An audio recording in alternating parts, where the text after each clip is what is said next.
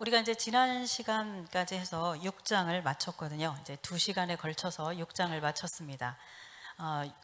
여섯 인을 떼는 그 장면이 나오는 것이 6장의 내용인데, 말씀드렸던 것처럼 이제 가장 중요한 우리가 인에 대해서 알아야 될 것은 6장과 7장까지 두 장에 걸쳐서 여섯 인이 해당된다라는 것입니다. 그래서 6장 그 뒷부분에 여섯째 인을 뗐을 때 6장 뒷부분에 나오는 그 부분이 심판에 해당하는 부분이고 7장에 나오는 부분이 이제 구원에 해당되는 부분이라고 말씀드렸죠. 그래서 이제 우리는 6장을 마쳤고 이제 7장을 할 텐데, 오늘은 7장에 들어가기 전에 7장에는 우리가 그 유명한 14만 4천에 관한 이야기가 나옵니다. 근데 이제 7장에 들어가기 전에 우리가 한 가지 이제 또 알아야 될 부분들이 있어서 오늘은 그 이스라엘에 대한 이야기를 여러분들과 나누기를 원합니다. 우리가 이제 7장 14만 4천에 대해서 이해하기 전에 바로 그 이스라엘에 대한 그런 이해가 있어야 되기 때문에 이 시간에는 오늘은 요한계시록과 관련해서 우리가 알아야 될 그 이스라엘에 관한 문제를 좀 다루기를 원합니다. 우리가 이제 성경을 제대로 읽게 되면, 그리고 또 요한계시록을 성경적으로 이렇게 풀어내게 되면 반드시 우리는 그 이스라엘이 가지고 있는 그 독특한 부르심, 이스라엘 민족이 가지고 있는 부르심, 그 데스티니를 인정하지 않을 수 없게 됩니다.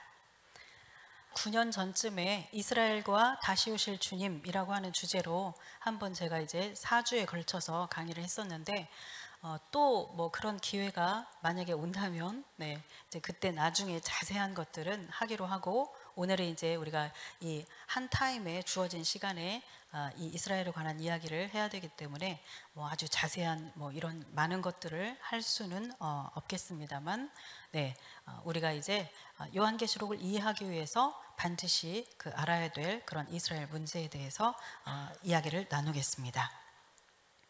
우리가 이제 그 하나님의 관점, 하나님의 그 마음, 그 관점과 시간표 안에서 이스라엘을 이제 보지 못하면 요한계시록이 풀리지 않습니다. 그리고 푼다 할지라도 이제 좀 그 삐그덕거리면서 잘못 풀어질 수 있기 때문에 우리가 이스라엘을 잘 이해하는 것이 필요합니다. 자, 우리가 이제 먼저 이스라엘에 대해서 기본적으로 인정해야 되는 그런 부분들이 있습니다.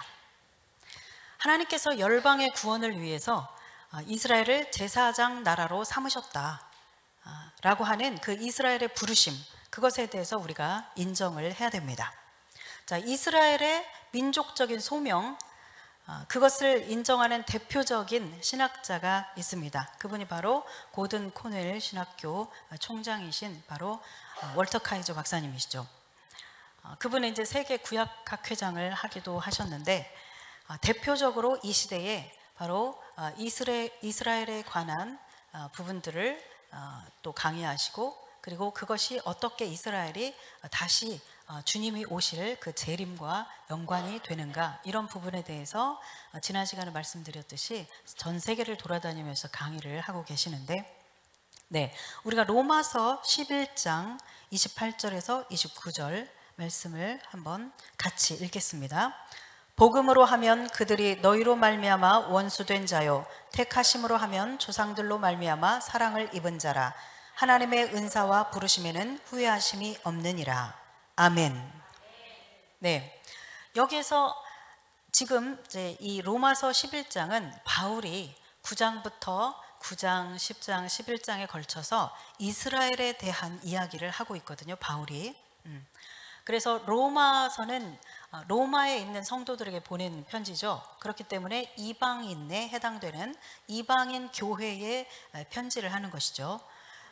그래서 이제 특별히 이 9장부터 11장까지는 이방인들의 그 유대인들을 향한 그 교만함, 그리고 유대인들은 예수와 그분을 버렸기 때문에, 예수 그리스도의 복음을 받아들이지 않고 그분을 버렸기 때문에 그들은 하나님께 버림받았다라고 하는 그런 생각들, 그리고 유대인들을 그래서 이렇게 업신여기는 어떤 그런 마음들이 있었는데, 이제 그런 부분들에 대해서 사도 바울이 언급하는 그런 내용들이 나오는 게 바로 이제 이 우리가 방금 읽은 본문 중에 본문입니다.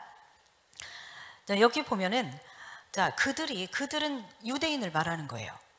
그래서 유대인들 그들이 너희로 말미암아 원수된 자다, 이 말은 자, 예수 그리스도의 그 복음으로 생각하면 너희와는 원수된 자다, 그 말이죠. 그들은 예수 그리스도를 인정하지 않고 너희는 예수를 믿는 그리스도인이니까. 그러나 택하심으로 하면 조상들로 말미암아 사랑을 입은 자다, 그렇게 말하고 있죠. 네, 그 믿음의 조상들로 인해서 그들은 하나님께 사랑받는 자들이다.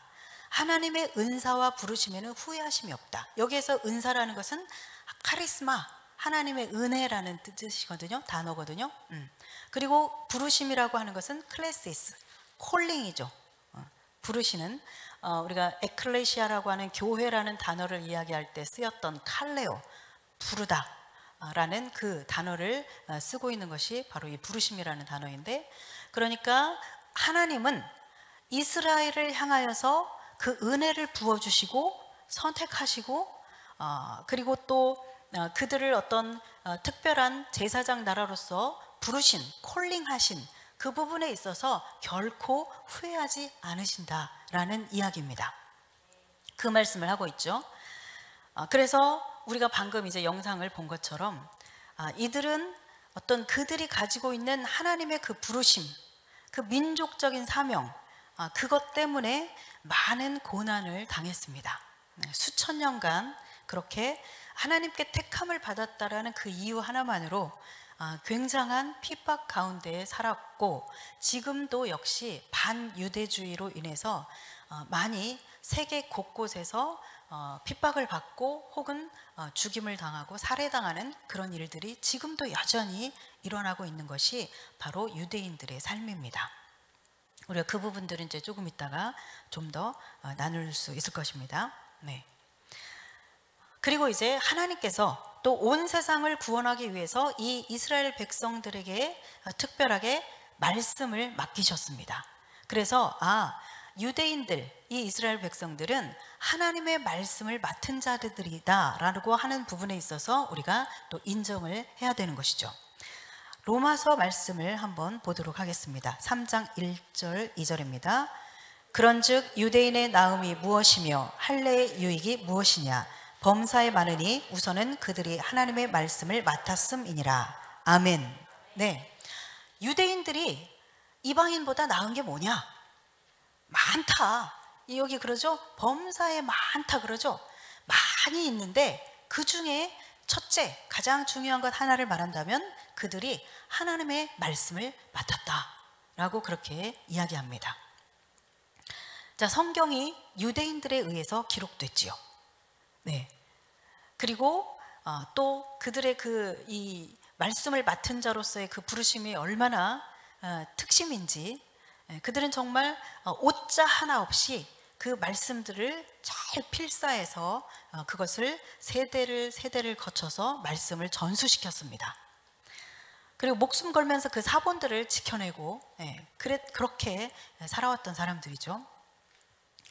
그래서 우리가 이제 지난 2000년 동안 꼭꼭 숨겨져 있던, 아무도 보지 못하게 숨겨져 있던 그 토라 두루마리들, 성경 두루마리들을 1947년에 쿰난 동굴, 이스라엘 그 쿰난 바위들로 이루어진 그 동굴, 그 산들이 있는데 거기 동굴들에서 발굴을 했죠.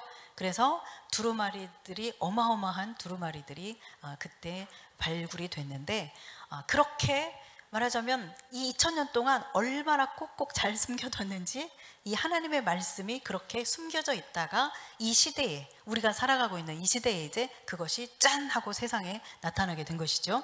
하나님의 놀라운 섭리이면서 또한 그들이 그렇게 충성스럽게 하나님의 말씀을 맡았기 때문에 가능한 일이죠. 자, 그리고 예수님이 또한 유대인으로 오셨습니다. 그래서 우리가 이 성경을 바르게 알기 위해서는, 제대로 이해할 수 있기 위해서는 이 유대적인 배경, 성경이 쓰여지게 된 이 히브리적인 배경들, 사회, 문화, 언어 이러한 것들에 대해서 잘 이해할 때 좀 더 하나님의 말씀을 본원적으로 우리가 어떤 근본적인 것에서 본질에서 벗어나서 어떤 잘못 해석하거나 자의적으로 해석하는 것에서 조금 더 이렇게 일탈하지 않고 제대로 말씀을 볼 수 있겠죠. 네,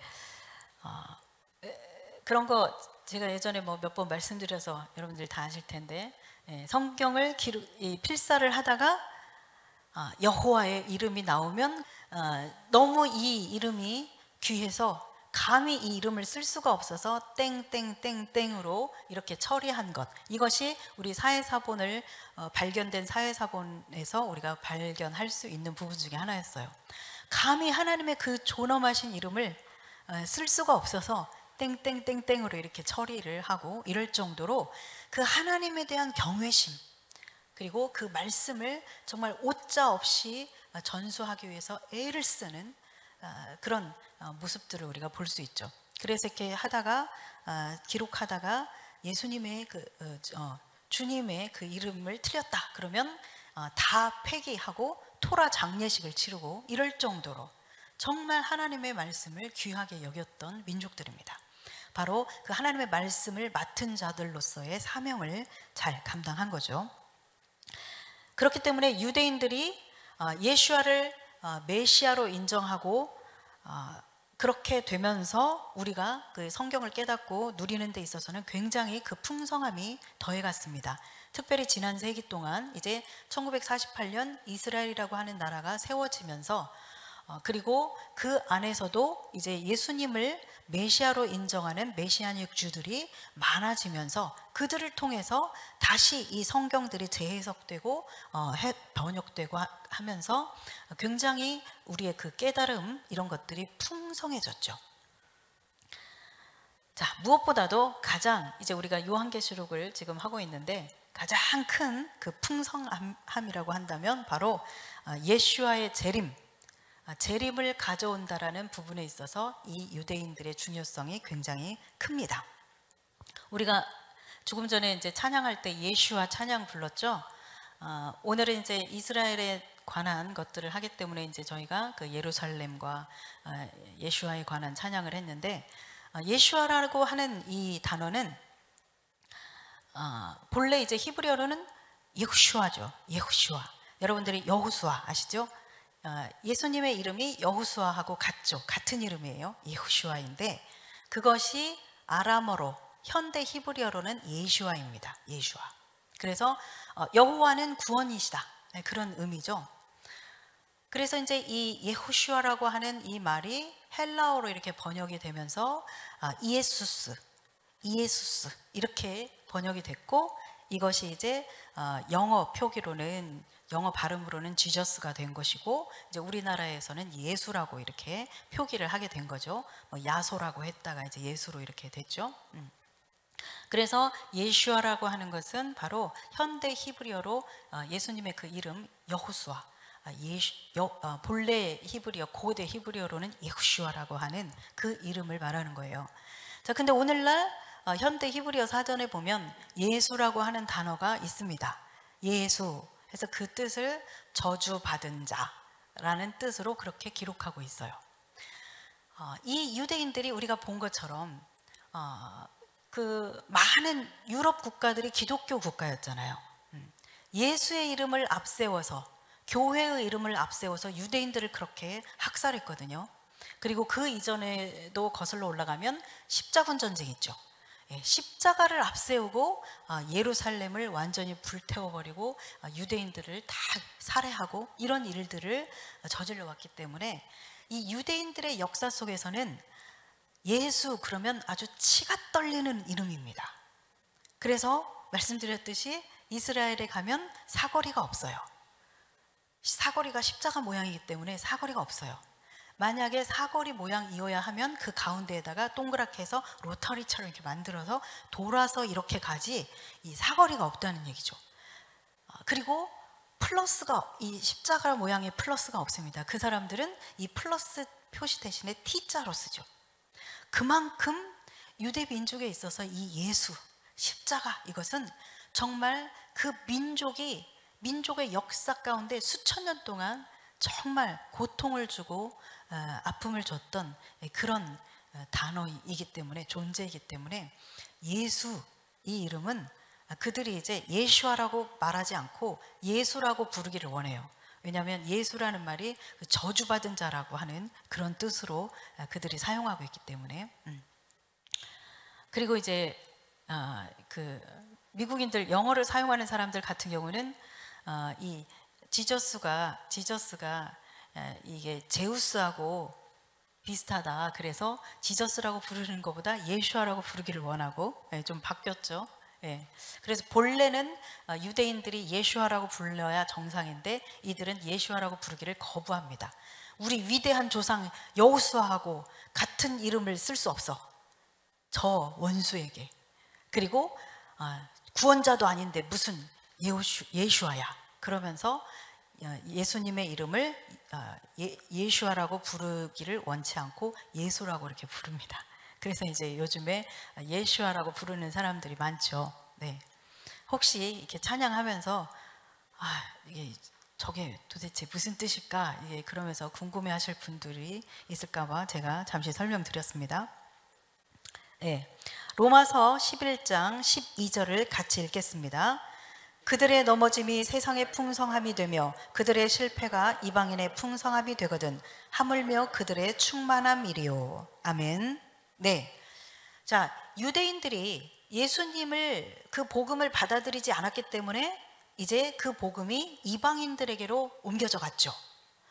그래서 주님이 그때 예루살렘 교회를 쫙 흩으시면서 쫙쫙쫙 이제 복음이 전해지기 시작했어요. 그래서 세상을 향해서, 이방인들을 향해서 복음이 나가기 시작했습니다. 그래서 그들의 넘어짐, 즉 그들이 예수님을 영접하지 않고 예수님의 그 복음을 받아들이지 않은 것, 그 넘어짐, 그것으로 인해서 세상이 풍성하게 됐다는 것이죠. 이방인들이, 세상이 그 복음을 받아들이게 됐다는 것이죠. 그들의 실패가 이방인의 풍성함이 되거든 하물며 그들의 충만함이리요. 그들이 그렇게 실패하고 넘어진 것으로 인해서 이방 나라가 이렇게 풍성함을 누리게 되었다라고 한다면, 그들이 정말 충만하게 된다면 그 풍성함은 얼마나 더하겠느냐, 그런 이야기를 하고 있는 것이죠. 다시 말하면 이제 유대인들, 이들이 예수님을 영접하고 메시아로 받아들이고 그 복음을 받아들였을 때 그 풍성함은 얼마나 더하겠냐, 그 얘기를 하시는 겁니다. 그러면서 15절에서 이렇게 말합니다. 같이 읽습니다. 그들을 버리는 것이 세상의 화목이 되거든 그 받아들이는 것이 죽은 자 가운데서 살아나는 것이 아니면 무엇이리요. 아멘. 네. 그 유대인들이 예수님을 버린 것이 세상의 화목이 되거든, 세상의 많은 이방 사람들이 하나님과 화목하게 되는 그러한 일이 되었거든. 그 받아들이는 것이, 즉 유대인들이 만약에 이제 예수님을 메시아로 이렇게 받아들이게 된다면 그것은 바로 죽은 자 가운데서 살아나는 것이 아니면 무엇이리요, 이렇게 얘기하고 있습니다. 자, 이것이, 이 말씀이 말하자면 이스라엘의 그 충만한 수가 차게 되면 그때 어떻게 되죠? 예수님이 오시게 되죠. 자, 로마서를 이제 여러분들이 한번 집에 가서 9장, 10장, 11장을 잘 읽어보세요. 거기에 보면 이제 그 내용들이 다 나옵니다. 그래서 이제 예수님이 오실 때가 가까이 되어 오면 이방인의 때가 막 차가면서, 이방인의 때가 막 차가게 될 때 이제 이 유대인들이 다시 주님께로 돌아온다라는 것을 얘기하고 있습니다. 사도 바울이. 그래서 이제 그들이 이제 예수님을 메시아로 이렇게 받아들이게 되면 죽은 자 가운데서 살아나는 것이 아니고 무엇이냐? 이 말씀은 다시 말하면 이제 죽은 자가 살아나는 역사, 부활, 휴거, 이런 것들이 언제 일어나죠? 예수와의 재림, 그때에 이루어지죠. 그래서 바로 그렇게 이야기하는 겁니다. 자, 그들이 그렇게 예수님을 버림으로써 세상이 이렇게 하나님과 이제 화목하게 되었고 풍성하게 되었는데, 만약에 그들이 예수와를 그렇게 메시아로 받아들이게 된다면 이것은 이제 예수 그리스도의 다시 오시는 것을 앞당기는 그러한 일이 된다라는 것이죠. 그래서 그때가 되면 이제 이 이방의 우리의 그 풍성함이 이제 극에 달하여 이제는 예수와를 맞이하게 될 것이다라는 이야기죠. 죽은 자들이 다시 살아나고 또 살아있는 믿는 자들이 들림을 받는 그런 일들이 일어나게 된다라는 것이죠. 그래서 이스라엘이, 유대인들이 예수님을 메시아로 인정하고 받아들이고, 그래서 계속해서 이 숫자가 증가되어서 하나님이 정하신 그 수가 차는 것, 이것은 바로 예수님이 오시는 그 재림의 때와 아주 깊이 관련되어 있습니다. 사실 이 말씀은 제가 예전에는 이렇게까지 보지 못했었는데, 요한계시록을 다 정리하고 나서, 정리되고 나서 이렇게 보니까 이 말씀이 그 말씀이구나 하면서 이제 새롭게 깨닫게 되는 거예요. 그래서 제가 처음에 이제 말씀드렸듯이 이 요한계시록의 이제 다른 말씀들을 근거로 해서 요한계시록이 풀어지고, 그러면 이 요한계시록이 풀어진 말씀으로 인해서 또 다른 말씀들이 풀어지고 하는 이런 관계들이 있어서 굉장히 그 감격이 큽니다. 자, 그래서 우리는 이스라엘의 그 성경적인 그런 부르심, 그리고 구속사적인 그런 어떤 역할, 부르심, 이런 것들을 인정해야 된다라는 것입니다. 이스라엘을 제외시키고 어떤 구속의 역사가 완성된다라는 것은 불가능합니다. 그것을 이제 우리가 또 보게 될 거예요. 조직신학자 웨인 그로뎀은 이렇게 얘기했습니다. 이스라엘의 미래적인 부르심이 있다. 그러니까 과거의 성경에 기록된 과거의 역사 속에서의 그 역할 말고도 앞으로도 감당해야 될 그 미래적인 부르심이 있다, 그 말이죠. 민족적인 회심이 있을 것이다, 그렇게 이야기하고, 신약학자 제임스 던은 역사적 이스라엘은 여전히 현재도 이스라엘이다, 그렇게 말하고 있습니다. 자, 이 말은 옛날에 과거에 그 성경에 기록된 이스라엘하고 지금 현대의 역사 속에 있는 이 이스라엘하고는 다르다, 이렇게 주장하는 사람이 많아요. 그러니까는 이 이스라엘이라고 하는 나라가 1900년 만에 이 세계사 가운데서 어떤 한 국가로서 건국된 이 부분을 하나님의 이 예언된, 성경에 예언된 그 말씀의 성취로 보지 못하고, 그래서 그 이스라엘을, 그 나라가 세워진 것이 바로 이제 예수님께서 다시 오실 그 시점을 향하여서 가는 그 과정에 있어서의 중요한 그런 사건이라고 하는, 이것을 인정하지 못하는 사람들은 오늘날의 이 현대 역사 속에서 이스라엘이 이 성경에 기록된 이 이스라엘하고 다르다라고 그렇게 주장을 하는 것이죠. 그러나 그것은 굉장히 자신이 가지고 있는 신학, 자신이 가지고 있는 어떤 선입견, 이것으로 인해서 성경을, 그리고 하나님의 섭리를 인정하지 못하는 그런 것이라고 볼 수 있습니다. 로마서 11장 25절에서 26절 같이 읽겠습니다. 형제들아, 너희가 스스로 지혜 있다 하면서 이 신비를 너희가 모르기를 내가 원하지 아니하노니, 이 신비는 이방인의 충만한 수가 들어오기까지 이스라엘의 덜어는 우둔하게 된 것이라. 그리하여 온 이스라엘이 구원을 받으리라. 아멘. 네. 자, 이방인의 충만한 수가 들어오기까지 이스라엘이 우둔하게 되었다. 이 말은 이제 이방인의 충만한 수가 되면은 어떻게 된다는 얘기예요. 이스라엘이 우둔한 이 우둔함이 깨어지고 다시 돌아오게 된다라는 이야기죠. 그래서 온 이스라엘이 구원을 받으리라, 그렇게 말씀하고 있죠. 그러니까 하나님의 그 구속의 계획 속에는 그동안에 이제 이스라엘, 유대인이 예수와를 받아들이지 않고 거부했어요. 그래서 그 복음이 이방을 향해서 갔습니다. 그래서 지금까지 흔히 교회 시대라고 말하는 지금까지의 이 시간들을 통해서 열방에, 온 세상에 복음이 전해졌습니다. 그리고 지난 시간에 말한 것처럼 이제 2025년도까지 세계 성경 번역 선교회가 말한 것처럼 2025년도까지는 모든 나머지 민족의 그 언어로 다 이제 성경 번역하는 것이 완수된다라고 말했죠. 자, 그렇게 전 세계에 이렇게 복음이 전해졌어요. 그런데 이제 마지막 때, 제가 말씀드렸듯이 마지막 때는 이미 예수 그리스도 시대 때부터 시작이 되었다고 했죠. 그러나 이제 앞으로 제가 이렇게 말할 때 마지막 때 그러면 요 끝자락, 주님이 오시는 것을 앞두고 있는 이 세대, 이 마지막 때를 의미하는 거라고 말씀드렸습니다. 그래서 이 마지막 때가 되어서 이제 예수님이 오실 그 날이 가까워 오면 하나님의 때가 되어서 카이로스, 그분의 시간이 되었을 때에 이제 유대인들이 돌아오기 시작한다는 것이죠. 하나님께서 그 일을 하신다는 겁니다. 그래서 그들을 흩어진, 열방에 흩어진 그런 민족 가운데 흩어진 너희들을 내가 고토로 모으리라. 이제 에스겔이나 다른 말씀들에 보면 이 말씀들이 아주 많이 예언되어 있어요. 여호와 하나님께서 그렇게 말씀하신 거죠. 그래서 이 너희 민족들을 온 세계에 흩어진, 민족 가운데 흩어진 내 백성을 내가 다시 모으리라. 내 고토로 돌아오게 하리라. 그 말씀을 하시거든요. 그 일을 하신다는 것이죠. 예수님이 오실 때가 가까이 되면.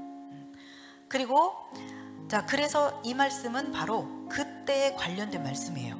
이방인의 충만한 수가 이제 어느 정도 다 차갈 때가 되면 이스라엘이 이제 우둔함을 깨우치고 예슈아를 보기 시작한다는 것이죠. 그래서 예슈아를 메시아로 이렇게 받아들이는 일들이 생긴다라는 것입니다. 그렇게 되어서 결과적으로는 어떻게 된다라는 거예요. 하나님의 계획은 그리하여 온 이스라엘이 구원을 받으리라. 하나님의 구원 계획 속에서 이 끝자락에서는 무엇이 완성돼야 되느냐? 온 이스라엘이 구원받는 것, 그것이 완성돼야 된다는 것이에요. 하나님의 마음이 무엇인지를 알아야 됩니다. 우리는 성경을 그냥 덮어두고 무조건 하나님의 마음 이런 게 아니라 지금 이렇게 분명하게 말씀을 통해서 하나님께서 하나님의 계획이 무엇인지, 하나님의 마음이 무엇인지를 분명하게 지금 얘기하고 계시는 거죠. 하나님의 구원 계획 속에서는 이스라엘 사탄 나라가 아니라 모든, 하나님은 그러셨잖아요. 구약 시대부터 하나님께서 그렇게 말씀하셨잖아요. 내가 원하는 것은 모든 죄인들이 그 죄로부터 구원받는 것, 나에게 돌아오는 것, 그것이 내가 원하는 것이다. 그렇게 말씀하셨잖아요. 그게 아버지의 마음이거든요. 하나님께서 저것들은 예수를 버렸어 그러면서 괘씸죄에 걸려서 너희들은 완전히 끝장이야 그러면서 그들을 제껴놓는 것이 아니라는 말씀입니다. 그것은 굉장히 잘못된 신학입니다. 자, 이런 그 사도 바울이 지금 로마서를 통해서 이야기하고 있는 이런 그 교회에 대한 이 유대인과 이방인과의 그 관계 가운데서 그 유대인에 대해서 가지고 있는 이런 신학은 교회론, 신약의 교회론이라고 말하고 있는 에베소서를 통해서도 분명하게 이야기하고 있습니다. 자, 에베소서 2장 15절을 같이 읽겠습니다. 법조문으로 된 계명의 율법을 폐하셨으니 이는 이 둘로 자기 안에서 한 세 사람을 지어 화평하게 하시고. 아멘. 네, 지금 에베소서 2장에서는 유대인과 관련된 이야기를 하고 있습니다. 바울이 언제가 말씀드렸듯이 바울의 목회 가운데서 가장 걸림돌이 되었고 끝까지 스토커처럼 따라다니면서 방해를 했던 사람들이 유대인이에요. 결국은 바울이 죽게 된 것도 유대인 때문이라고 할 수 있죠. 결과적으로는. 네. 그런데 그만큼 유대인들이 그렇게 예수와에 대해서, 예수님의 그 복음에 대해서 적대적인 부분들을 많이 가지고 있었지만, 그러나 물론 유대인 가운데서도 예수님을 영접해서 이제 그리스도인으로서 살아가는 많은 사람들이 있었죠. 첫 번째 그리스도인들은 유대인이었죠. 물론. 자, 그래서 이 유대인과 이방인과의 그 갈등이 있었어요. 그랬을 때 지금 이제 사도 바울이 나는 이방인을 위하여 부름을 받았다, 하나님께 택하심을 입었다, 그렇게 말하는 이 바울조차도 항상 첫째는 유대인에게요, 그 다음 둘째는 헬라인에게다. 첫째는 유대인에게요, 둘째는 헬라인에게다. 항상 그렇게 얘기하거든요. 그리고 로마서에서도 우리가 읽었던 것처럼 그 유대인에 관한 하나님의 선택하심과 그 뛰어남에 대해서 이야기하고 있고, 그리고 에베소서에도 지금 이 이야기를 하고 있는 거예요. 여기에서 이 둘이라고 하는 것은 유대인과 이방인을 말하는 것입니다. 그래서 이는 이 둘로 자기 안에서 한 세 사람을 지어 화평하게 하시고 그렇게 말하고 있죠. 그리고 18절에서 이렇게 말합니다. 이는 그로 말미암아 우리 둘이 한 성령 안에서 아버지께 나아감을 얻게 하려 하심이라. 아멘. 네, 이방인과 유대인 이 두 부류의 이 둘은 한 성령 안에서 하나가 되어서, 즉 한 교회가 되어서 아버지 하나님께로 나아가게 되어 있다는 것입니다. 그것이 바로 하나님의 큰 그림이에요. 그래서 바울의 신학이 말하고 있는 이 교회, 온전한 교회라고 하는 것은 바로 이런 그림입니다. 이방인 교회와 유대인 교회가 하나 되는 것. 그래서 예수님이 오실 때까지 이방인의 그 충만한 수에 이제 플러스 이스라엘의 그 충만한 수가 되어서 많은 예수님을 영접하는 자들은 어느 민족이든 누구든 구원함을 얻는 것, 이것이 바로 하나님의 계획입니다.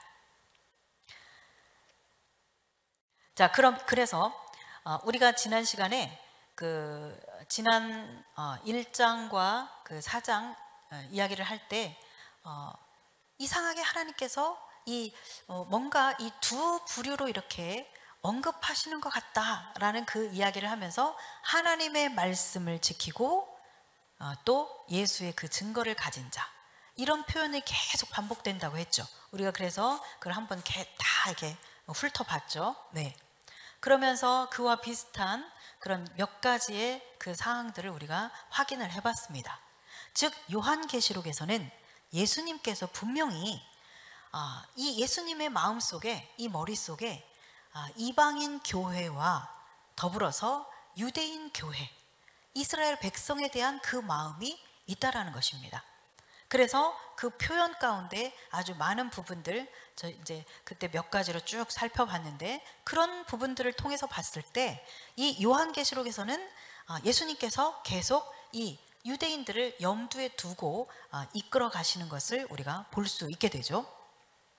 사도 요한의 그 직접 제자였던 이레니우스, 그도 그런 이야기를 했어요. 이스라엘이 마지막 때 회복될 것이다, 그런 이야기를 했거든요. 이거를 누구한테 들어서 알았겠어요? 이레니우스가 사도 요한에게 들었겠죠. 예.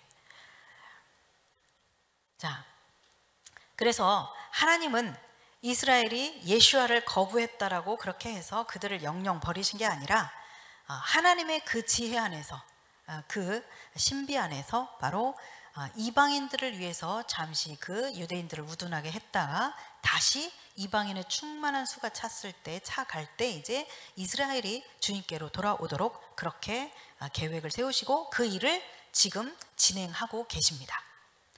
자, 현재 메시아닉 주라고 하는 것은 유대인들 가운데 예수님을 메시아로 인정하는 유대인을 메시아닉 유대인, 메시아닉 주라고 합니다.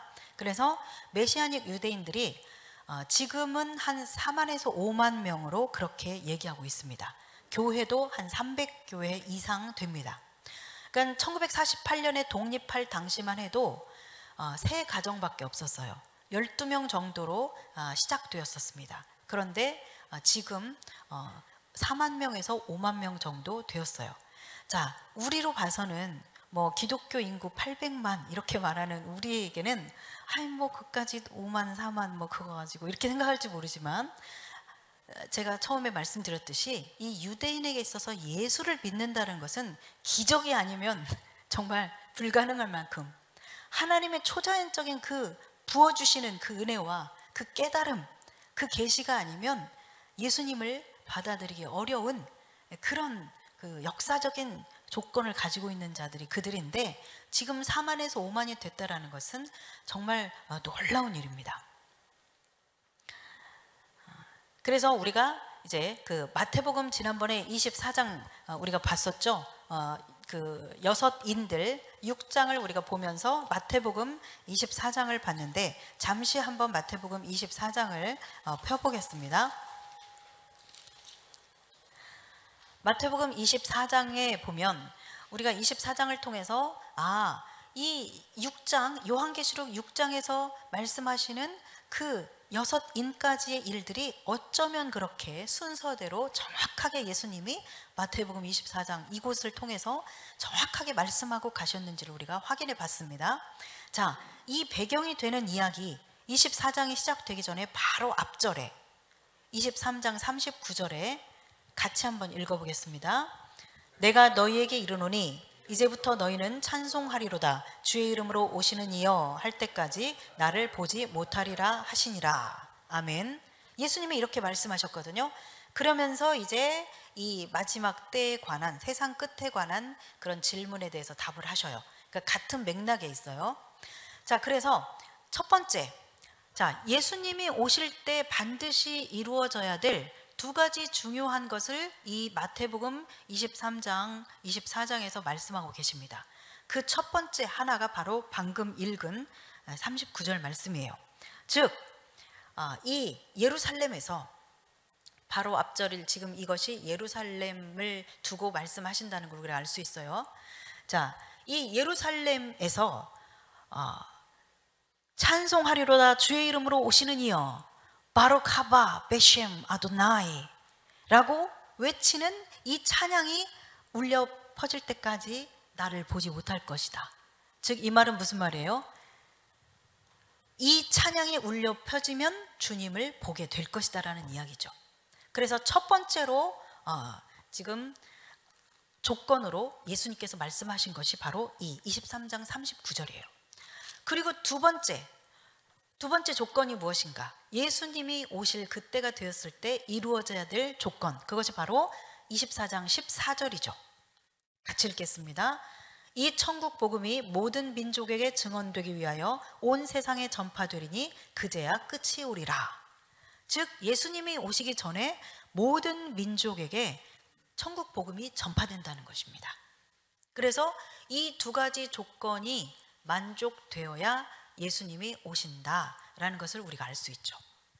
그러니까 예수님이 몇 년 몇 월에 언제 오실지 우리는 알 수 없으나, 그러나 이스라엘의 그 예루살렘에서 예슈아를 향해서 그 메시아됨을 인정하면서 어서 오십시오 막 이러면서 찬양하는 이 찬송이 막 울려 퍼지고, 그리고 이방의 온 세상에 예수님의 이 복음이 전파되고, 이 두 가지가 이제 완수가 되면 이제 곧 주님이 오실 때가 다 되었구나 라고 우리가 알 수 있을 것이라는 이야기입니다.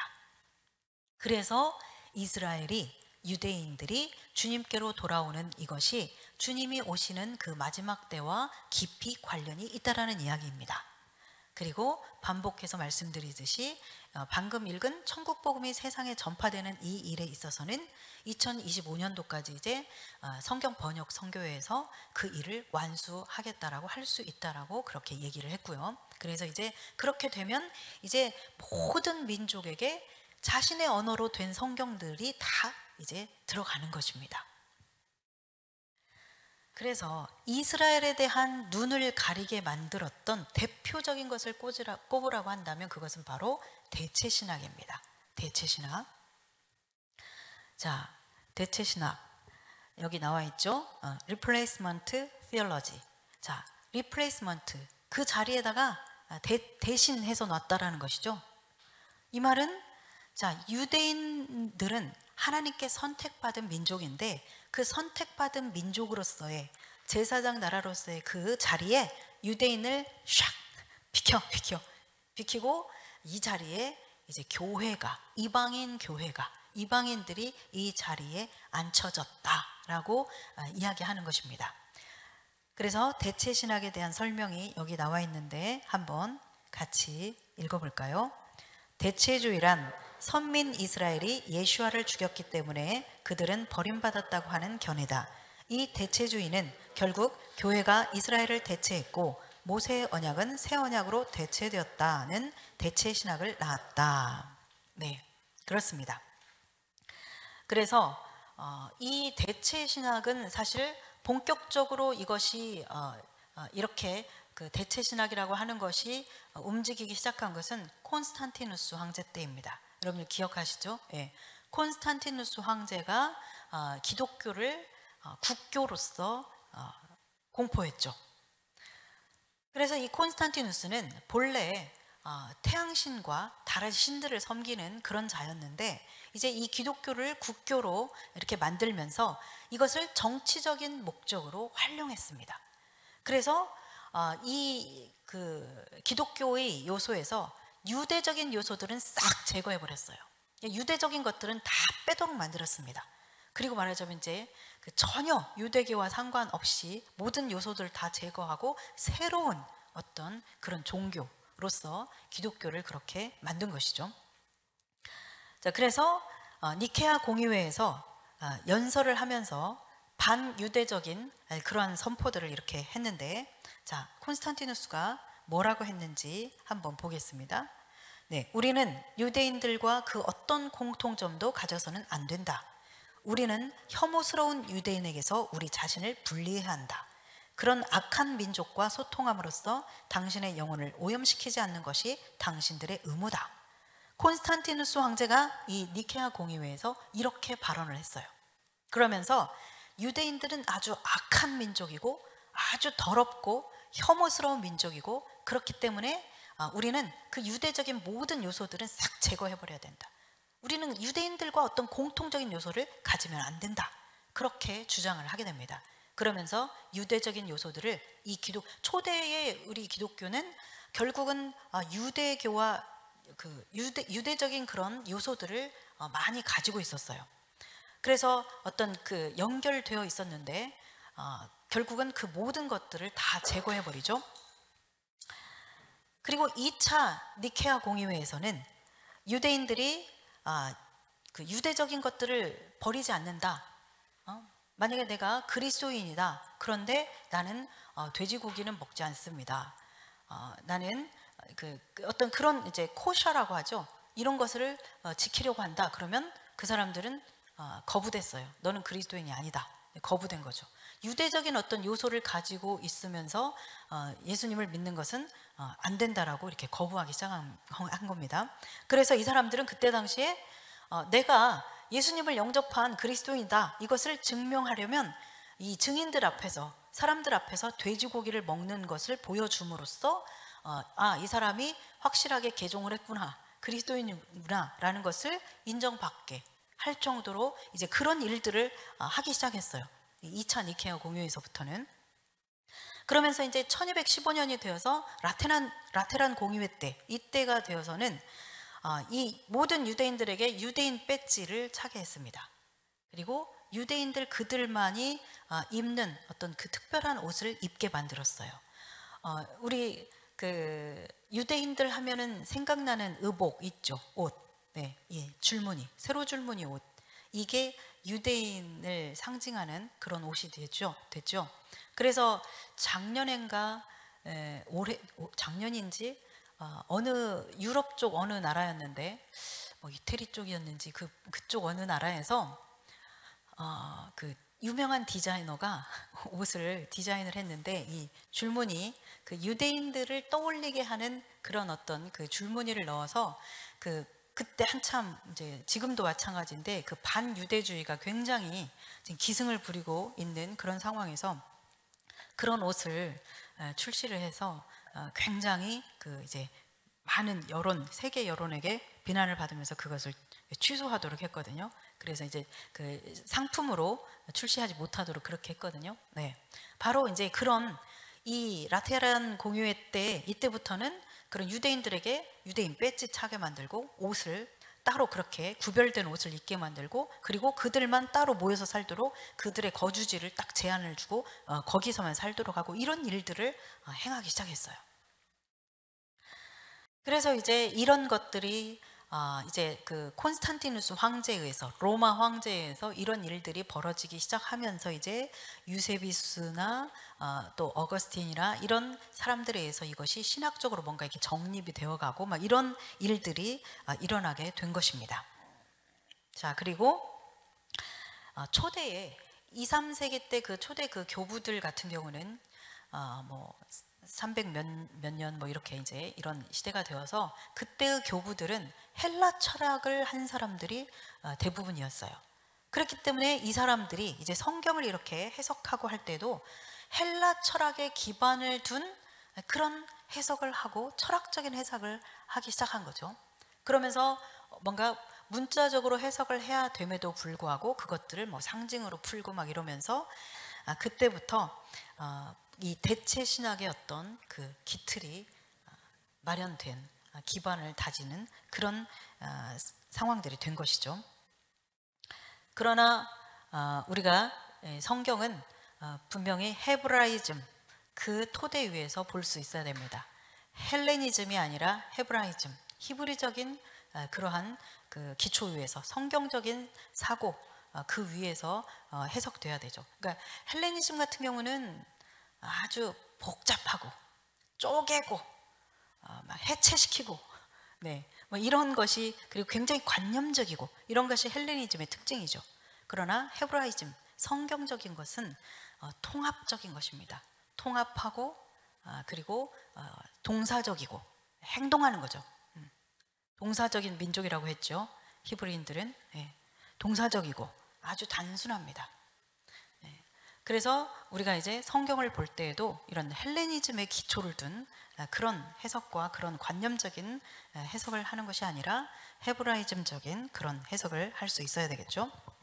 자, 그래서 그렇게 대체 신학에 이제 바탕을 둔 그런 신학 그리고 성경 해석 이런 것들이 이루어져 왔고, 이때 이렇게 형성된 카톨릭 교회가 가지고 있는 이런 대체 신학의 그 흐름을 그대로 이제 종교 개혁이 일어난 이후에도 개혁 교회들이 그대로 그 흐름을 그냥 받아 가지고 온 것이죠. 그래서 지금까지 이런 그 대체 신학의 영향이 아주 많이 이렇게 흘러 들어가 있고, 그래서 이제 그리스도인들도 보통 성도들도 그런 신학적인 어떤 분위기 안에서 그런 가르침 안에서 우리가 왔기 때문에 자연스럽게 우리가 성경을 읽을 때도 이스라엘 그러면 그것은 나, 교회, 뭐 우리 이렇게 해석을 하게 되는 것이죠. 예. 그러다 보니까 하나님께서 말씀하시는 그 이스라엘 그 민족적인 부르심 안에서 그들에게 주시는 어떤 메시지와 그들의 사명과 이런 것들을 우리가 깡그리 이렇게 이제 무시해버리게 되는 그런 결과를 가져오게 된 것이죠.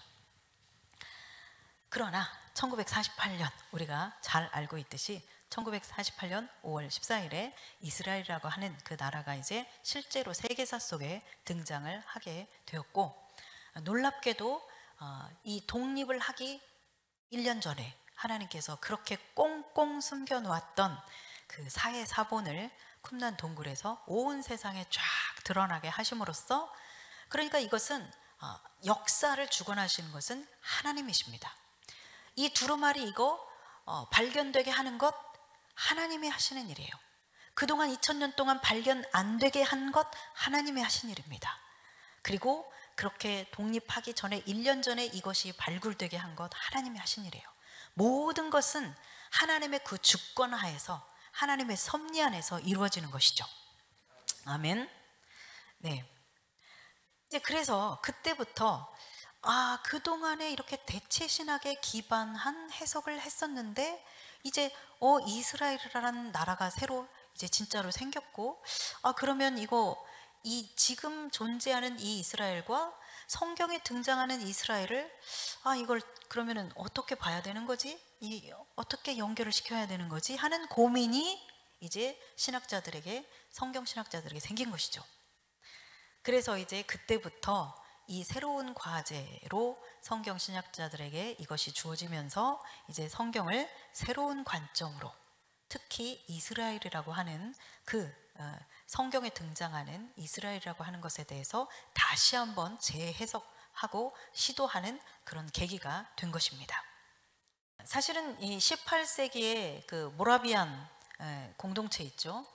그 24시간 동안 계속해서 기도를 하면서 기도가 끊어지지 않게 하는 그 일을 100년 이상 정말로 24시간 계속해서 기도하는 그것이 100년 이상을 지속하게 했던 굉장한 그 경건한 그 공동체죠.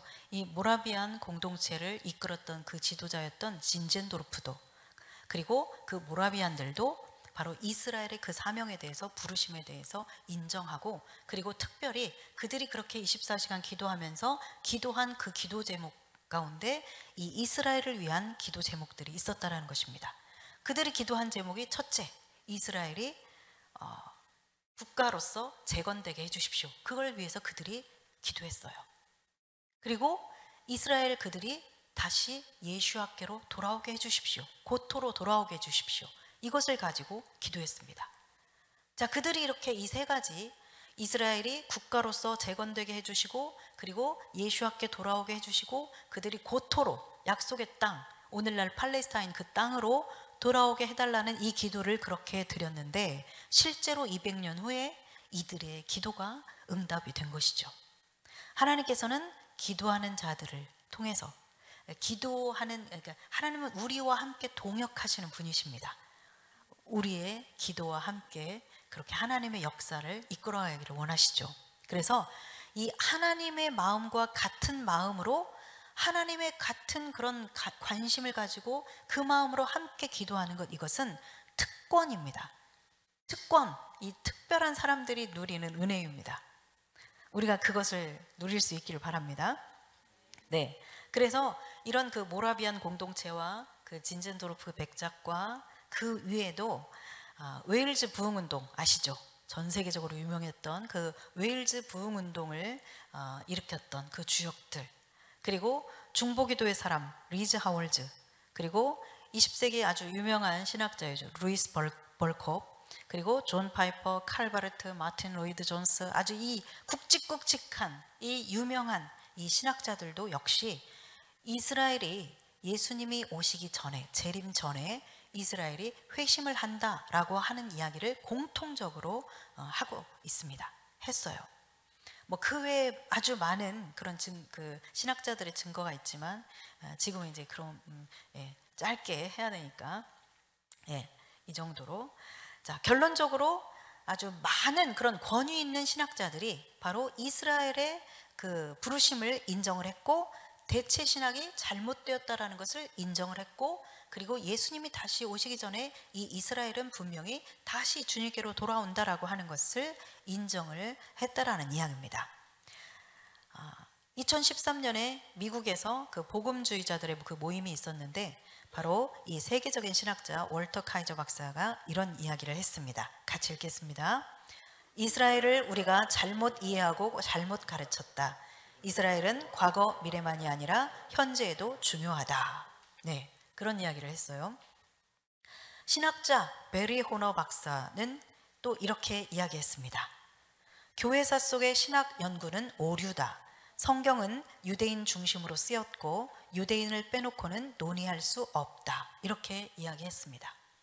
그러니까 그 이스라엘이 실제적인 국가로서 이제 등장하면서부터 새롭게 그 성경을 이제 재해석하고 보게 되면서 신학자들에게 이제 공통적으로 인정할 수밖에 없는, 그리고 깨닫게 된 것이 무엇이냐면, 그동안에 우리가 잘못된 신학, 대체 신학을 가지고 유대인을 보았고 잘못 성경을 해석했구나 라는 것을 인정한 것입니다. 여러분들, 학자들은 굉장히 자존심이 강한 사람들입니다. 근데 이 학자들이 그동안 자신들이 주석도 써오고 많이 가르쳐 왔고, 더군다나 신학교에서 신학생들을 가르쳐 왔고 그렇게 해왔지만, 그동안에 우리의 가르침이 잘못됐다 라고 말한다는 것은, 이건 굉장한 그 하나님이 부어주시는 정직함이 필요한 고백이죠. 이런 고백들을 한 거예요. 자, 그래서 이방인 룻이 이방 여인이었잖아요. 모압 여인. 이방인 룻이 이렇게 보아스의 자리를 가 이렇게 하면서 보아스의 자리를 차지한 것이 아니라, 이방인 룻이 보아스에게로 들어와서 그 믿음의 그 언약의 가문 안으로, 언약 안으로 들어오게 된 것이죠. 로마서에서 이제 바울이 말하고 있는 게 그거예요. 너희가 이전에는 약속에 대해서 외인이었지만, 에베소서에 그 말씀은 에베소서에 나오죠. 약속에 대해 외인이었지만 너희가 이제는 그 언약 안으로 들어왔다라는 것이죠. 그리고 본래 참 감람나무에 있다가 유대인들이 이렇게 이제 가지가 꺾여지고, 너희가 돌 감람나무였는데 이렇게 참 감람나무에 접붙임을 받았다, 그렇게 표현하고 있잖아요. 그러니까 너희들이 이렇게 돌 감람나무 가지인 너희가 이렇게 접붙임을 잘 받았는데, 그렇다면 하물며 본래의 원 가지인 이들이야 얼마나 더 잘 접붙임을 받겠냐, 이 얘기를 로마서에서 바울이 하잖아요. 네, 그런 관점으로 우리가 이스라엘을, 유대인들을 볼 수 있어야 된다는 것이죠. 자, 그래서 이제 우리가 유대적인 뿌리를 인정하자라는 겁니다. 그리고 이스라엘의 그 부르심을 인정할 때 우리가 성경 속에서 하나님이 지금 경영하시는 그 일들을 볼 수 있어요. 여러분, 그 이스라엘이라고 하는 나라에 대해서 이렇게 구원으로부터 이렇게 제껴놓는 뭔가 이런 시각을 가지고 있으면 지금 하나님께서 어떤 일을 하고 계시는지에 대해서 볼 수가 없어요. 볼 수가 없습니다. 그런데 이스라엘에 대한 이런 관점이 이제 우리 안에 생기고 사라지게 이제 살아나면, 그래서 우리의 눈이 이렇게 비늘이 벗겨지듯이 딱 벗겨지면 지금 하나님께서 무슨 일을 하시는지가 너무 잘 보이기 시작합니다. 그리고 하나님께서 지금 우리가 살아가고 있는 세대가 어느 세대이고, 하나님께서 그래서 지금 어디를 향해서 어떻게 가고 있으면서 이런 일들을 행하시는구나 라는 것을 우리가 너무나도 잘 알 수 있게 되는 것이죠. 그래서 우리가 이런 것들을 우리가 배우는 게 중요합니다. 여러분, 이 배우는 게 굉장히 중요해요. 예수님이 그러시잖아요. 복음서에서 그 마지막 때에 이제 왕이 이렇게 맡기고 갔는데 그 때에 맞는 양식을 그때 때에 맞는 양식을 나눠줄 자가 누구냐, 그러면서 그러한 종은 복이 있다, 그 말씀 하시잖아요. 네. 때에 맞는 말씀, 그 말씀을 여러분들이 들어야 됩니다. 그래야 하나님이 하시는 일을, 시대적인 그 하나님의 일하심을 볼 수 있어요. 네, 그래서 구속의 완성은 유대인 교회와 이방인 교회가 이렇게 연합하는, 이것이 하나님의 최종적인 구속 역사의 완성이고, 이 한 세 사람을 이루는 것이 하나님의 목표입니다. 그래서 우리가 마지막 예수님이 이제 오시고 우리가 이제 그 신부와 같은, 예수 그리스도의 신부와 같은 자로서 온 성도들이 이렇게 모여 있을 때, 거기에는 온 민족, 이 온 민족 속에는 유대인들도 들어가 있는 거예요. 그렇죠? 그렇게 해서 특별히 하나님이 이 온 세상을 구원하기 위해서 선택하신 그 유대인에 대한 마음은 사실 특별한 마음이 있지 않겠어요? 니네도 그래, 니네도 구원 받아라, 이런 마음 이상이지 않겠어요?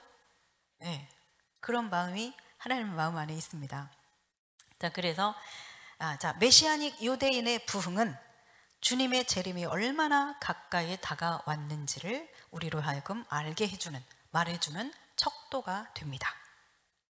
그것은 우리 아까 마태복음 23장 말씀에서 또 확인을 했고, 아주 많은 말씀들이 있죠. 우리가 앞으로 또 요한계시록 말씀을 통해서 또 보게 될 것입니다.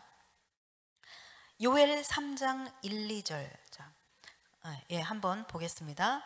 보라, 그날 곧 내가 유다와 예루살렘 가운데에서 사로잡힌 자를 돌아오게 할 그때에 내가 만국을 모아 데리고 여호사밧 골짜기에 내려가서 내 백성 곧 내 기업인 이스라엘을 위하여 거기에서 그들을 심문하리니, 이는 그들이 이스라엘을 나라들 가운데 흩어버리고 나의 땅을 나누었음이며. 아멘. 네. 이 요엘서 말씀을 통해서 지금 이제 요엘서는 그날, 여호와의 날, 크고 두려운 날, 그 종말론적인 그 날에 대해서 말씀하고 있는 것이 이제 요엘서거든요. 그래서 요엘서, 이 요한계시록 말씀이 이제 요엘서와도 연결되는 부분들이 많이 있어요. 그 중에 이제 이 그날, 하욤, 그날이 무슨 날인지 이제 아시죠, 여러분들이? 예, 마지막 때 그 종말의 그날, 주님이 여호와께서 온 세상을 심판하기 위해서 오시는 그날이에요. 그날 유다와 예루살렘 가운데서 사로잡힌 자를 돌아오게 할 그때에, 그러니까 그날이 될 때 이미 그 사로잡혀 갔던 그 유대인들이 지금 디아스포라가 됐잖아요. 막 세계에 흩어졌잖아요. 이제 포로로 끌려가고 막 이러면서 디아스포라가 되었는데, 그들을 다시 다 이렇게 사로잡혔던 그들을 이렇게 돌아오게 하는 때라고 표현하고 있어요. 그러니까 예수님이 오실 때가 되면 그 일들이 일어난다라는 것이죠. 그 일들이 일어나서 이들이 그 이스라엘 땅으로 다 돌아오고 모이고 하나님이 모으시겠다고 했어요. 에스겔 35장, 36장, 37장 그쯤에 가면 그 예언들이 많이 있어요. 여러분들이 이제 찾아보세요. 집에 가서. 그래서 그때가 되면 이스라엘 하나님이 온 세상의 민족 가운데 흩어졌던 그 유대인들을 모으시겠다라는 것이죠. 그들이 이렇게 돌아오게 할 그때라고 표현하고 있어요. 그러니까는 예수님이 오시는 메시아가 오시는 그날하고 유대인들이 다시 주님께로 돌아오는 그날하고는 굉장히 깊이 연관되어 있다는 것을 우리가 확인할 수 있죠. 조나단 에드워드도 그런 이야기를 했습니다. 우리는 이스라엘의 회심이 언제 올지 모르지만 성경을 통해 알 수 있는 것은 이방인 교회의 영광이 완전히 이루어지기 전이라는 것이다. 그런 이야기를 했습니다. 이스라엘의 회심이 언제 올지 우리가 모르지만 성경을 통해서 알 수 있는 것은 이방인 교회의 영광이 완전히 이루어지기 전이라는 것이다. 그렇게 얘기하고 있죠? 네. 자, 이 전부터 쭉 이렇게 이방인들이 계속 주님께로 돌아왔고 그랬는데 이제 점점 정하신 이 수가 점점 차가기 시작하면 어느 시점에 하나님께서 이스라엘 백성들이 이제 다시 그 우둔함에서 벗어나서 이제 주님께로 돌아오게 하는 그 시점이 있다는 겁니다. 그래서 대략 우리는 이것을 대략이라고 제가 말씀드렸습니다. 어디 가서 또 이상한 얘기 하지 마세요. 뭐 몇 년도가 뭐 어쨌다고 막 이렇게 그런 얘기 하지 마세요. 네, 우리가 이제 지난 그 6장 요한계시록 6장 말씀과 마태복음 24장 이 말씀들을 통해서 봤을 때 세계 1차 대전, 2차 대전 이 그 큰 칼이라고 표현하고 있는 이런 일들을 시작으로 해서 지금 얼마나 민족의 분쟁들이 일어나고 있는지 말씀드렸죠. 네, 그리고 기근이라든가 뭐 이런 부분들에 대해서 저희가 이제 지난 시간에 살펴봤습니다. 그래서 이것을 예수님이 이것은 재난의 시작, 즉 여기에서 재난이라고 번역했지만 이것은 산통, 해산의 진통이라는 뜻을 가지고 있는 오딘이라고 하는 단어라고 그랬습니다. 그래서 진통이 시작된 것이다 라고 말씀하셨어요. 그러니까 큰 칼, 기근, 전염병 뭐 이런 이제 쭉 그런 이야기들을 하셨는데 그것을 재난의 시작이라고 그렇게 말씀하셨단 말입니다. 그래서 이제 이 해산의 진통이 시작됐다. 그래서 우리는 이미 해산의 그 진통이 시작되어서 몇십 년 지금 살아가고 있는 이 시대를 살고 있다. 그런 말씀입니다.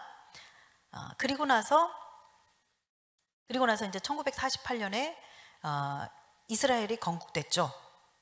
그리고 나서 그 이후로부터 지금까지 지금 현재 이제 5만 명까지 계속해서 증가되고 있어요. 이스라엘의 주님께로 돌아오는 그 숫자가. 또 한 가지 말씀을 드릴 게 뭐냐면 이제 알리야, 예전에 번제가 히브리어로 올라라고 했죠.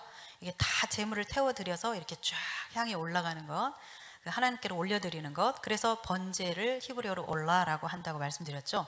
유대인들은, 이스라엘 백성들은 예루살렘을 갈 때 항상 올라간다고 말합니다. 저기 예루살렘의 밑에 지방인 뭐 저기 그 여리고라든가 이런 베들레헴에서는 당연히 올라간다고 하지만 저 위쪽에 뭐 갈릴리 지방에서 예루살렘에 간다고 할 땐 내려간다고 해야 되잖아요. 그런데 이스라엘 사람들은 절대로 예루살렘에 갈 때 내려간다고 말하지 않습니다. 왜?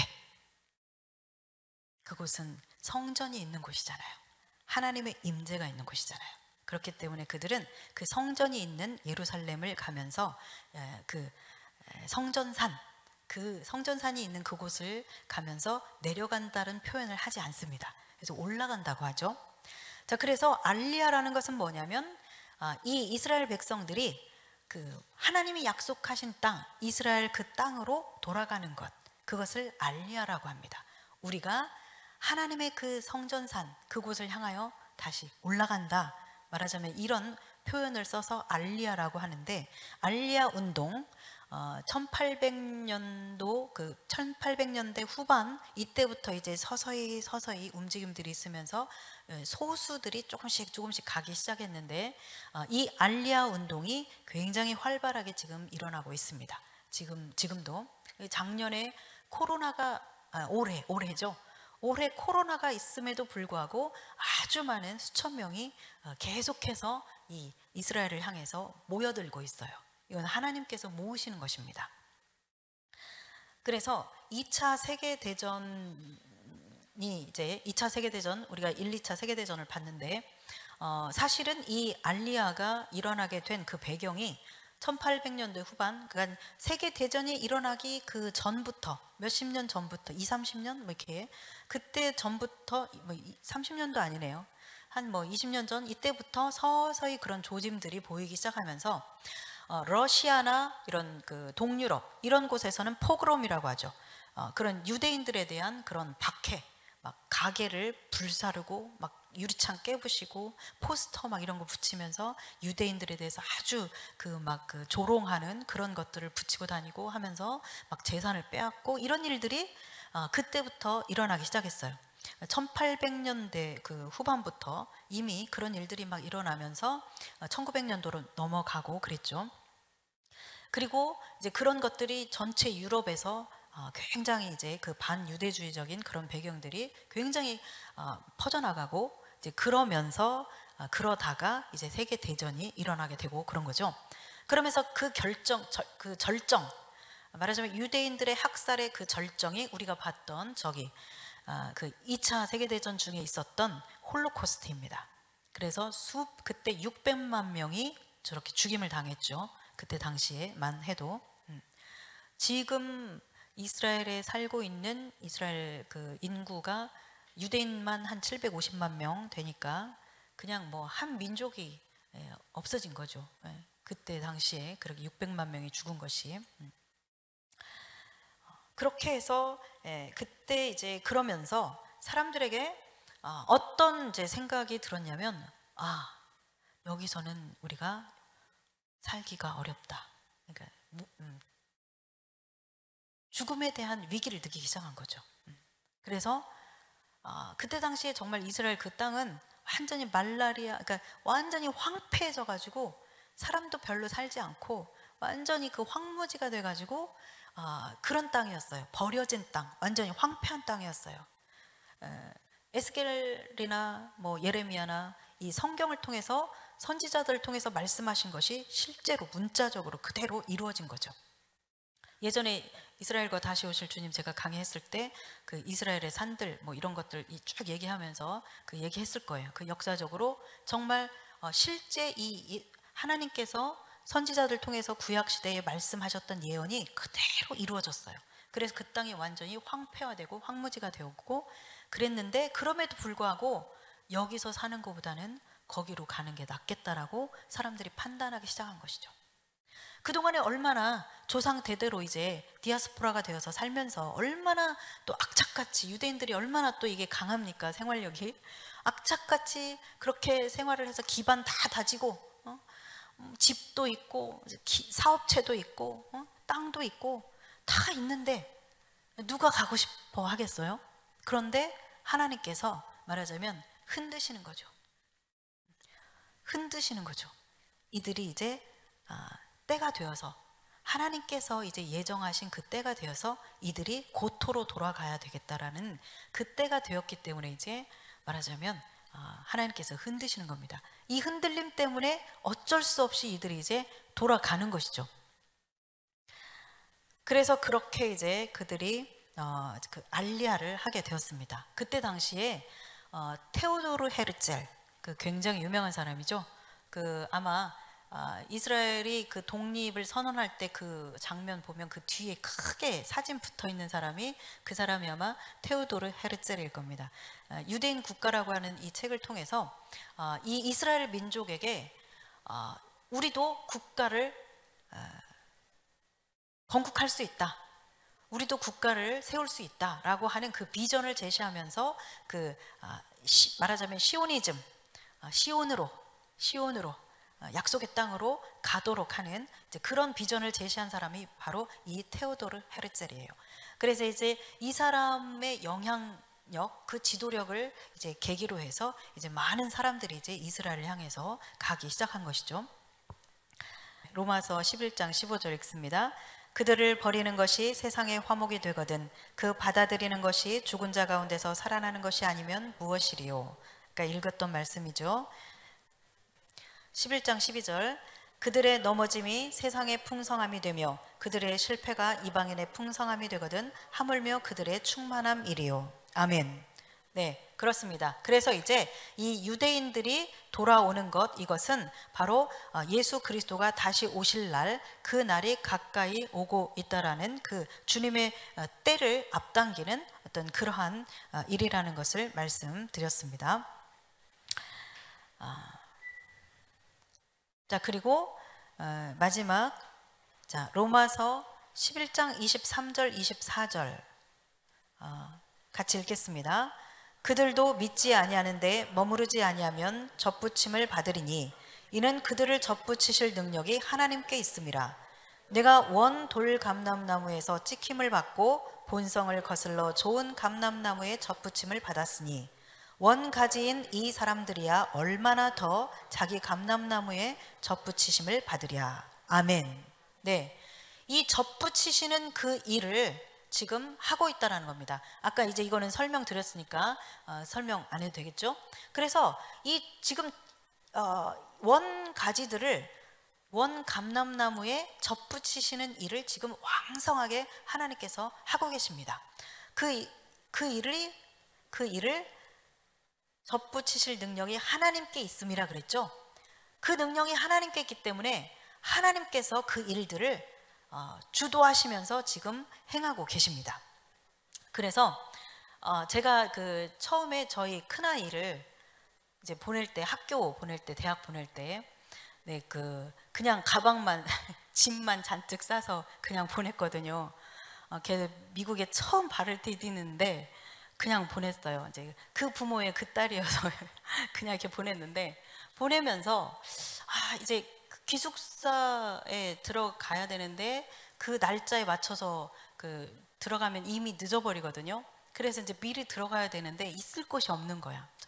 저희 오빠야 저기 캘리포니아 쪽에 계셔갖고 얘는 정 반대쪽이 뉴욕 쪽인데, 그래서 이제 어떻게 할까 하다가 이제 한 분 그 교회가 생각이 나서 그분에게 이제 연락을 드려서 목사님께 부탁을 하고 이렇게 해서 제 딸이 가오니 좀 부탁합니다 이렇게 해서 이제 그렇게 해서 보냈거든요.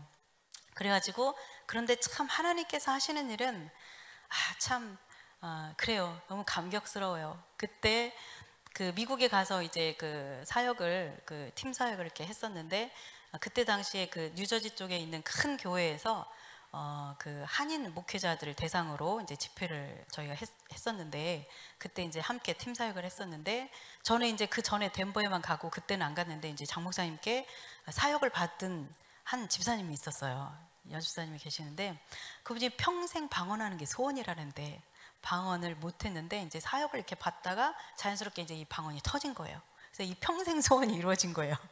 그랬는데 이제 이 목사님이 광고를 하신 거예요. 주일날 광고를. 이런 사람이 있는데 혹시 뭐 자기가 이렇게 섬길 수 있는 사람이 있으면 얘기해 주십시오. 이런 광고를 하셨나 봐요. 근데 그 광고를 듣고 이 자매가 내가 하겠다고 자원해서 이렇게 그러면서 이제 나중에 통화를 했는데, 그렇잖아도 너무 감사해서 은혜를 갚고 싶었는데 이런 기회가 주어져서 감사하다고 하면서 정말 아무도 아는 자가 없는 그 땅에서 전혀 생각지도 못했는데 그렇게 또 하나님께서 이제 그런 자매를 통해서 이제 걔가 그때 거기에서 한 1주인가 2주인가 이렇게 있다가 기숙사 들어갔거든요.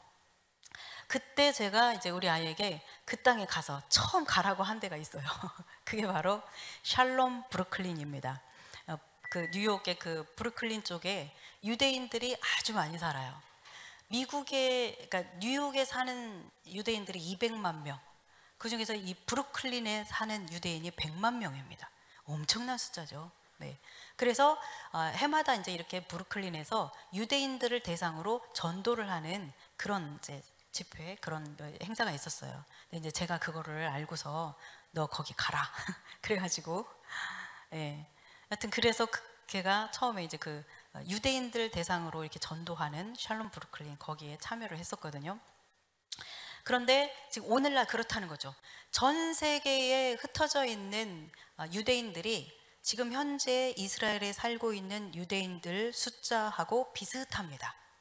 비슷한데 그 중에서 그러니까는 지금 현재 이스라엘에서 한 750만 이 정도가 사니까 이제 그 전 세계 이스라엘 말고 전 세계에 흩어진 그 숫자가 비슷한데 그 중에서 미국에 있는 유대인들이 570만이에요.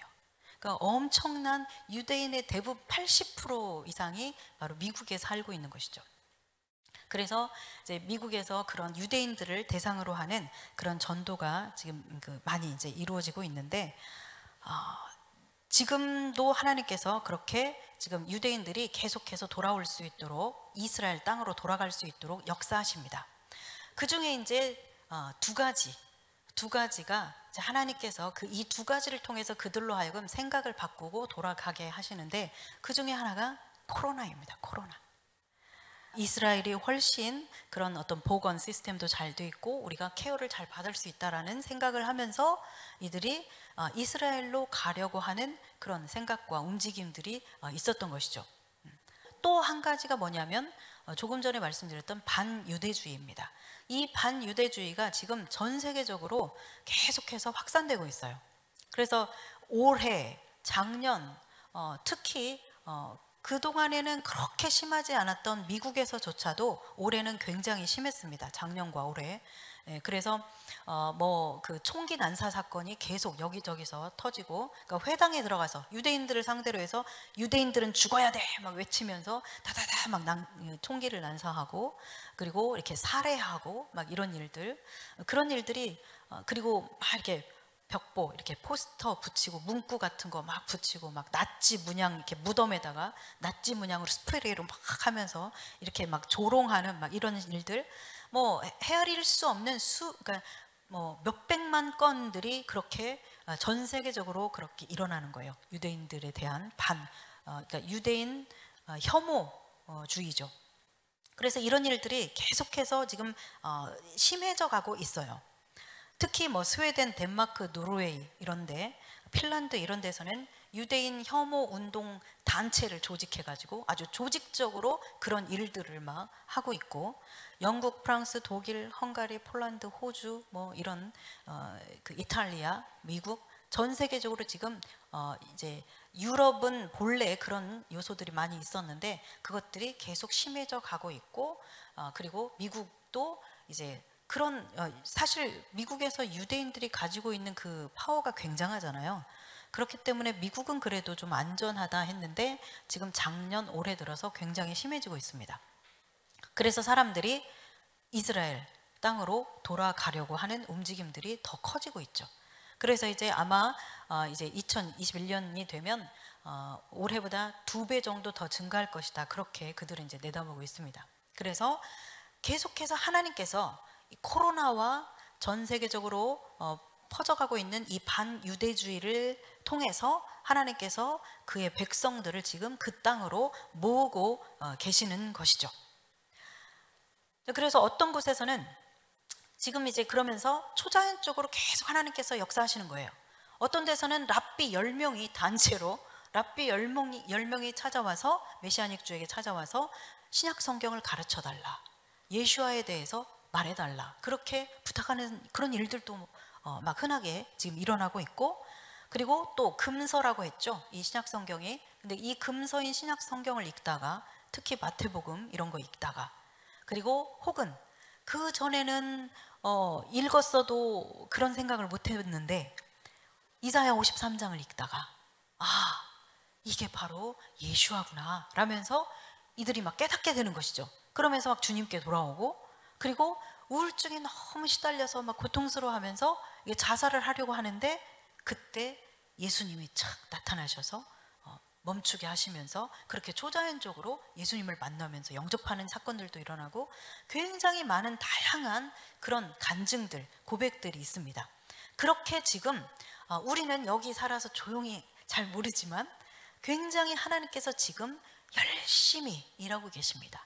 쉬지 않고 주님이 오실 그때를 위해서 지금 하나님께서 일하고 계시는 때가 바로 지금입니다. 그리고 또 그 유대인들과 아랍인들은 원수죠, 원수. 그런데 유대인, 메시아닉 유대인들과 메시아닉 아랍인들이 얼마나 정말 그 사랑의 연합을 잘하고 있는지, 그래서 그들이 같이 연합해서 복음을 전하고 막 이런 일들이 일어나고 있고, 그리고 또 유튜브로, 요즘은 참 유튜브가 있어서 이 복음을 전하는 데도 굉장히 이제 어떤 면에서는 아주 유용하게 지금 잘 쓰여지고 있는데, 이것도 역시 이제 하나님의 역사하심이죠.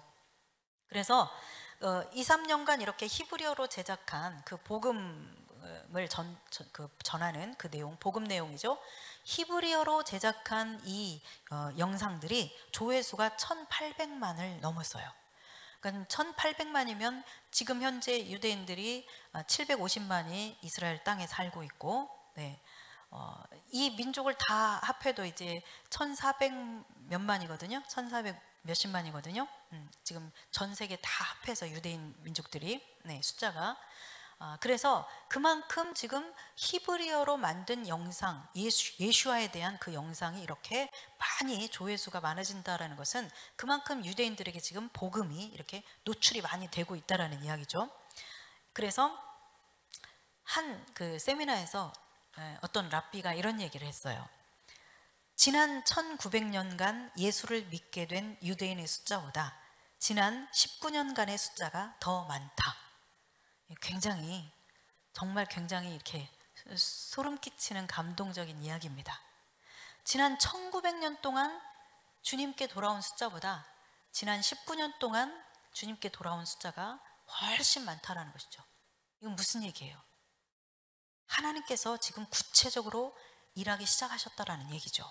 지난 19년, 특별히 지금 이제 점점 가면 갈수록 메시아닉 유대인들의 숫자가 급증하죠. 그만큼 처음에는 12명밖에 없었지만 이제 점점점 늘어가면서 교회들이 더 생기면서 이제 그 파급력은 더 커져가는 것이죠.